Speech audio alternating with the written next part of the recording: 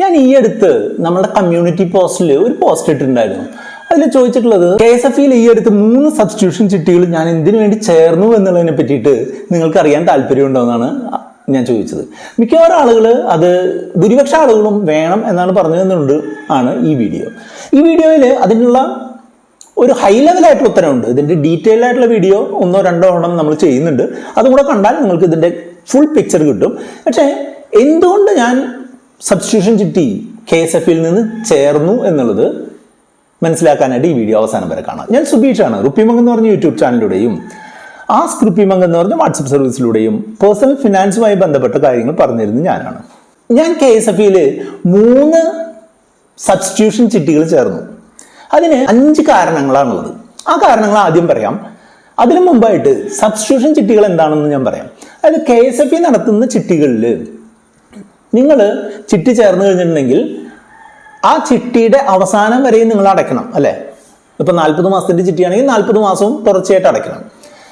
പക്ഷേ ചിലരെ സാമ്പത്തിക പ്രശ്നങ്ങൾ കൊണ്ടോ ഒക്കെ ആയിട്ട് 10 20 നടക്കൊക്കെ ആകുമ്പോൾ അത് അടയ്ക്കാതെ നിർത്തിപ്പോകും എന്ന് പറഞ്ഞിട്ടുണ്ടെങ്കിൽ പിന്നീട് തുറന്ന് അടയ്ക്കില്ല. അങ്ങനെ വരുമ്പോൾ KSFE എന്ത് ചെയ്യുമെന്ന് വെച്ചാൽ ഇവർക്ക് 3 മാസം കൃത്യമായിട്ട് അടച്ചിട്ടില്ല എന്നുണ്ടെങ്കിൽ അവർക്ക് ഒരു വിടുതൽ നോട്ടീസ്, അതായത് നിങ്ങളെ ചിട്ടിയിൽ നിന്ന് റിലീസ് ചെയ്യാൻ പോവുകയാണ് എന്നുള്ള നോട്ടീസ് അയക്കും. അത് കൈപ്പറ്റിയിട്ടും ഒന്നും ആക്ട് ചെയ്യാത്ത ആളുകളാണ് എന്നുണ്ടെങ്കിൽ അവരുടെ നമ്പറുകൾ മറ്റേ ആളുകൾക്ക് ചിട്ടി ഏറ്റെടുത്ത് നടത്താനായിട്ട് കൊടുക്കാം, KSFE കൊടുക്കും. അപ്പോൾ അങ്ങനെ കൊടുക്കുമ്പോൾ അങ്ങനെ വാങ്ങിക്കുന്ന ആൾക്കുള്ള ഗുണം എന്താണെന്ന് വെച്ചാൽ ആ ചിട്ടിയിൽ അതേവരെ മുൻപ് ചേർന്നിട്ടുള്ള ആളുകൾക്ക് കിട്ടിയിട്ടുള്ള ലാഭവിഹിതം അല്ലെങ്കിൽ ഡിവിഡൻഡ് മൊത്തത്തിലങ്ങ് കിട്ടുകയാണ്. ഇപ്പോൾ ഒരു ഉദാഹരണമായിട്ട് പറയുകയാണെന്നുണ്ടെങ്കിൽ ഞാൻ ചേർന്നിട്ടുള്ള ഒരു ചിട്ടിയുടെ ഇതെന്ന് പറഞ്ഞിട്ടുണ്ടെങ്കിൽ 25,000 × 40 മാസം, അതായത് 10 ലക്ഷത്തിന്റെ ഒരു ചിട്ടിയിലാണ് ഞാൻ ചേർന്നത്. ആ ചിട്ടിയുടെ 25,000 രൂപയാണ് മാസം അടയ്ക്കേണ്ടത്, 40 മാസമാണ് അടയ്ക്കേണ്ടത്. പക്ഷെ ഞാൻ ചേർന്നത് 16ാമത്തെ മാസമാണ് ഞാൻ ചേർന്നത്. അതായത് ആദ്യത്തെ 15 മാസം അടച്ചിട്ടുള്ള എമൗണ്ടിൽ നിന്ന് ആ പഴയ ആൾക്ക് കിട്ടിയിട്ടുള്ള ലാഭം മുഴുവൻ എനിക്ക് സ്വന്തം. ഇപ്പോൾ ഉദാഹരണമായിട്ട് പറയുകയാണെങ്കിൽ ഞാൻ അടച്ചത് 3,18,000 രൂപയാണ് ആദ്യത്തെ 16 മാസത്തെ എമൗണ്ട് ആയിട്ട്. അപ്പൊ അതിൽ ഏകദേശം 58,000 രൂപ അയാൾക്ക് കമ്മീഷനായിട്ട് അല്ലെങ്കിൽ ചിട്ടി ഡിവിഡൻഡ് ആയിട്ട് കിട്ടിയിട്ടുള്ളതാണ്. ആ 58,000 രൂപ എനിക്ക് ഒറ്റയടിക്ക് കിട്ടി. അതാണ് ഈ ചിട്ടി സബ്സ്റ്റിറ്റ്യൂഷൻ നടത്തുന്നുള്ള ഗുണം. അതിനുള്ള ഒരു ദോഷം എന്താണെന്ന് വെച്ചാൽ നമ്മൾ ആ ചിട്ടി സബ്സ്റ്റിറ്റ്യൂഷൻ നടത്തുന്നതിന് ഒറ്റയടിക്ക് നമ്മളുടെ കയ്യിൽ അത്രയും എമൗണ്ട് ഉണ്ടാവണം, തുടർന്ന് നമുക്ക് അടയ്ക്കാനും പറ്റണം. ഉദാഹരണമായിട്ട് പറയുകയാണെങ്കിൽ ഈ കണ്ടീഷനിൽ എൻ്റെ കയ്യിൽ 3,18,000 രൂപ ഉണ്ടാവണം. അതുപോലെ തന്നെ അടുത്ത 24-25 മാസം ഞാൻ എന്തടയ്ക്കണം? ഈ 25,000 രൂപ വെച്ച് അല്ലെങ്കിൽ അതിൽ നിന്ന് കിഴിവ് കഴിച്ചിട്ടുള്ള എമൗണ്ടും അടയ്ക്കണം. അങ്ങനെ ചെയ്യുന്നതിനെയാണ് ചിട്ടി സബ്സ്റ്റിറ്റ്യൂഷൻ എന്ന് പറയുക. അപ്പം നമ്മൾ സബ്സ്റ്റിറ്റ്യൂഷൻ നടത്തി കഴിഞ്ഞിട്ടുണ്ടെന്നുണ്ടെങ്കിൽ ഈ ചിട്ടി ഇടയ്ക്ക് വെച്ച് നിർത്തിപ്പോയ ആൾക്ക് എന്താണ്, അതുവരെ അയാൾ അടച്ചിട്ടുള്ള തുക അങ്ങ് കിട്ടും. മനസ്സിലായില്ലേ? അപ്പോൾ അയാൾ അടച്ചിട്ടുള്ള തുക കിട്ടിക്കഴിഞ്ഞിട്ടുണ്ടെന്നുണ്ടെങ്കിൽ അയാൾക്ക് ലാഭവും ഇല്ല നഷ്ടവും ഇല്ല, പെട്ടെന്ന് പൈസ കിട്ടുകയും ചെയ്തു. അയാൾക്കും ഗുണമാണ്, ചിട്ടി അടച്ച് നിർത്തിപ്പോയ ആൾക്കും ഗുണമാണ്. നമുക്കുള്ള ഗുണം എന്താണെന്ന് വെച്ചാൽ നമുക്ക് ഒറ്റയടിക്ക് ഈ 16 മാസം കൊണ്ട് കിട്ടാവുന്ന ലാഭം നമുക്ക് ഒറ്റ ദിവസം കൊണ്ട് കിട്ടി എന്നുള്ളതാണ്. അപ്പോൾ അതും മാത്രമല്ല, ഇതിലെ ചിട്ടിയിൽ ചേർന്നിട്ടുള്ള സബ്സ്റ്റിറ്റ്യൂഷൻ ചിട്ടിയിൽ ചേർന്നുള്ള ഗുണം, സബ്സ്റ്റിറ്റ്യൂഷൻ ചിട്ടി ഒരു പകുതിയൊക്കെ കഴിയുന്ന അല്ലെങ്കിൽ പകുതിയോട് അടുപ്പിച്ചൊക്കെയാണ് നമ്മൾ എടുക്കുന്നത് എന്നുണ്ടെങ്കിൽ എന്താ ഗുണം എന്ന് വെച്ചാൽ ആ ചിട്ടി കുറവ് വിളിക്കാണ് പോവുക. ഇപ്പോൾ ഈ ചിട്ടി എത്ര വരെ വിളിക്കാന്ന് വെച്ചാൽ 10 ലക്ഷം രൂപയുടെ ചിട്ടിയാണ്. ആ 10 ലക്ഷം രൂപയിൽ 7 ലക്ഷം രൂപ വരെ വിളിക്കാവുന്ന തരത്തിലുള്ള ചിട്ടിയാണ്. അപ്പൊ 7 ലക്ഷം രൂപ വരെ വിളിക്കാവുന്ന ചിട്ടിയാണ് എന്നുണ്ടെങ്കിൽ ആ 7 ലക്ഷം രൂപയുടെ വിളിയൊക്കെ കഴിഞ്ഞ് ഇപ്പൊ ഏകദേശം ഇത് വിളി പോകുന്നത് 9 ലക്ഷം രൂപയൊക്കെ കയ്യിൽ കിട്ടുന്ന രീതിയിലാണ്. അപ്പോൾ നമ്മൾ ഇപ്പോൾ വിളിക്കാനായിട്ട് നമുക്ക് പൈസയ്ക്ക് ആവശ്യമുള്ള ഒരാളാണെന്നുണ്ടെങ്കിൽ പെട്ടെന്ന് വിളിച്ചെടുത്തു കഴിഞ്ഞാൽ എനിക്ക് 9 ലക്ഷം അല്ലെങ്കിൽ 8,80,000 ഒക്കെ കിട്ടാനുള്ള ഗുണമുണ്ട്. അപ്പൊ അങ്ങനെ ചെറിയൊരു എമൗണ്ട് മുൻകൂറായിട്ട് അടയ്ക്കാനുണ്ടെന്നുണ്ടെങ്കിൽ ചിട്ടിയിലെ സബ്സ്റ്റിറ്റ്യൂഷൻ ചിട്ടികൾ വളരെ മികച്ചതാണ്. ഞാൻ 3 സബ്സ്റ്റിറ്റ്യൂഷൻ ചിട്ടികളിലാണ് ഞാൻ ചേർന്നത്. തൃശ്ശൂരിലത്തെ മെയിൻ ബ്രാഞ്ചിലാണ് നമ്മൾ ഈ ചിട്ടികൾ ചേർന്നത്. നമുക്ക് ഇതുവരെയും വളരെ നല്ല ഒരു സർവീസാണ് അവർ തന്നുകൊണ്ടിരിക്കുന്നത്. അപ്പോൾ അതിൽ 3 ചിട്ടികൾ നമ്മൾ ചേർന്നു. ഒന്ന് ഈ നേരത്തെ പറഞ്ഞിട്ടുള്ള 25,000 × 40 10 ലക്ഷത്തിന്റെ ചിട്ടി. ആ ചിട്ടിയിൽ തന്നെ ഒരു നറുക്കും കൂടെ 25,000 × 40 10 ലക്ഷത്തിന്റെ ചിട്ടി ഒരെണ്ണം കൂടെ. പിന്നെ മൂന്നാമത്തെ ചിട്ടി ചേർന്ന് 25,000 × 100 മാസത്തെ ചിട്ടിയാണ്. ആ 100 മാസത്തെ ചിട്ടി ഏകദേശം 34 മാസം കഴിഞ്ഞിട്ടുള്ള ചിട്ടിയാണ്. അത് 25 ലക്ഷത്തിന്. അപ്പോൾ ഒരു 25 ലക്ഷത്തിൻ്റെയും 2 10 ലക്ഷത്തിൻ്റെയും ചിട്ടികളാണ് ഞാൻ ചേർന്നത്. അപ്പൊ ഇതിന്റെ കാരണം 5 കാര്യങ്ങൾ കൊണ്ടാണ് ഞാനിത് സബ്സ്റ്റിറ്റ്യൂഷൻ ചിട്ടികളിൽ ഒരുമിച്ച് ചേരാനുള്ള കാരണം. എൻ്റെ ഒരു ലോൺ ബാധ്യത വളരെ ഉയർന്ന നിലയിലാണ് എന്നുള്ളതാണ്. 3 ലോണുകളാണ് ഇപ്പോൾ ഉള്ളത്. ഒന്ന് 18 ലക്ഷത്തിൻ്റെ ഒരു ലോണ്, മറ്റൊന്ന് 17 ലക്ഷത്തിൻ്റെ ഒരു ലോണ്, ഇപ്പോൾ പുതിയതായിട്ട് ഒരു 30 ലക്ഷത്തിൻ്റെ ഒരു ലോണും ഉണ്ട്. അതിൽ കുറച്ചുകൂടെ കൂടിയ ഒരു എമൗണ്ടും കൂടെ എടുക്കേണ്ടതായിട്ട് വരും, ഒരു 3 വീടുകളുടെ കാര്യങ്ങൾക്കായിട്ടാണ് അത്. അപ്പോൾ അങ്ങനെ ലോൺ ബാധ്യത കൂടുതലുള്ള സമയം, പ്രത്യേകിച്ച് ഇൻട്രസ്റ്റ് റേറ്റ് കൂടി വരുന്ന ഒരു സമയത്ത് ലോൺ ബാധ്യത കൂടി നിൽക്കുക എന്നുള്ളത് അത്ര മികച്ച ഒരു കാര്യമല്ല.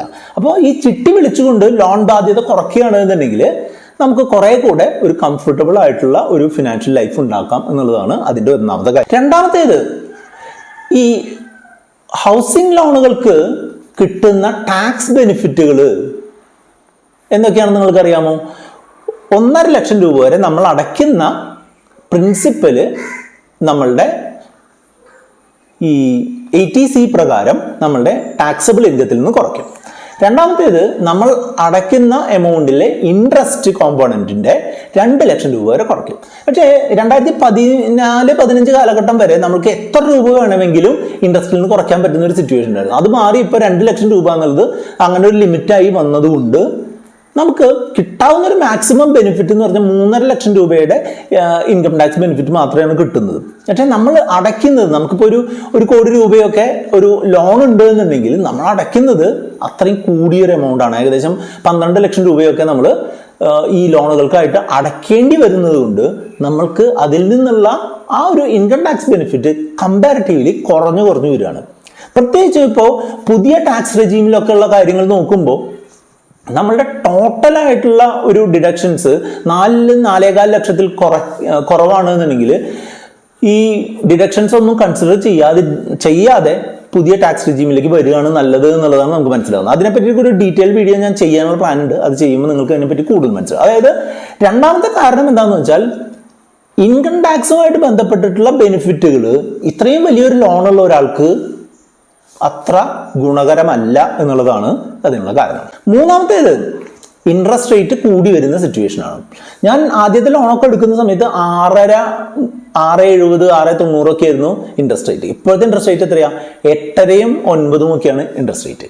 അങ്ങനെ വരുമ്പോൾ നമ്മൾക്ക് ഒരു റിട്ടേൺ ഓഫ് ഇൻവെസ്റ്റ്മെന്റ് കിട്ടുന്നതിനായിട്ടുള്ള ഓപ്ഷനൊക്കെ വളരെ കുറവാണ്. പ്രത്യേകിച്ചും കേരളത്തിൽ റിയൽ എസ്റ്റേറ്റിൽ നമ്മൾ ഇൻവെസ്റ്റ് ചെയ്യുമ്പോൾ ഇത്രയും ഇൻട്രസ്റ്റ് റേറ്റ് കൊടുത്തിട്ട് നമ്മൾ ഒരു അസറ്റ് വാങ്ങുന്നത് അത്ര ഗുണകരമായിട്ടുള്ള ഏർപ്പാടില്ല. പക്ഷെ നമ്മൾ വാങ്ങിയിട്ടുള്ള നിലയ്ക്ക് ആ ഒരു ഇൻട്രസ്റ്റ് കമ്പനികൾക്ക് അല്ലെങ്കിൽ ബാങ്കുകൾക്ക് കൊടുക്കുന്നത് പരമാവധി കുറയ്ക്കുക എന്നുള്ളത് ആണ് ഇതിൽ നിന്നുള്ള ഇത് ചെയ്യാനുള്ള ഒരു കാര്യം. കാരണം എന്താ വെച്ചാൽ നമ്മൾ ഈ ചിട്ടി പെട്ടെന്ന് വിളിച്ചിട്ട് ഇത് അടയ്ക്കുകയാണെന്നുണ്ടെങ്കിൽ കാൽക്കുലേറ്റ് ചെയ്ത് വരുമ്പോൾ നമ്മൾക്ക് കൂടിയ ഒരു ഇൻട്രസ്റ്റ് കൊടുക്കുന്നതിന് പകരമായിട്ട് ചിട്ടികൾ വിളിച്ച് അടയ്ക്കുന്നത് ഗുണം ചെയ്യും. അതിൻ്റെ ഒരു ഡീറ്റെയിൽഡ് ആയിട്ടുള്ള അനാലിസിസ് വീഡിയോ നമ്മൾ തുടർന്ന് ചെയ്യുന്നുണ്ട്, പ്രത്യേകിച്ച് കാൽക്കുലേഷൻസ് സഹിതം ചെയ്യുന്നുണ്ട്.